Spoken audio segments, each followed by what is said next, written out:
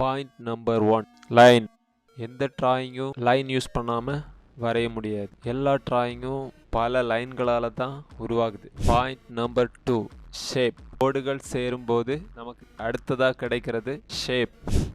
Point number 3, form.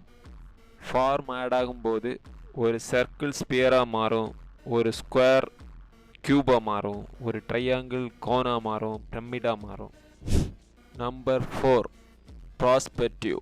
ஒரு object எந்த ஆங்கிளில் இருக்குது, எந்த இடத்துல இருக்குது, எங்கே இருந்து அதை பார்க்குறோம், அதையெல்லாம் கணிச்சு பார்த்து வரைகிறது தான் ப்ராஸ்பெக்டிவ். Point number 5, detail.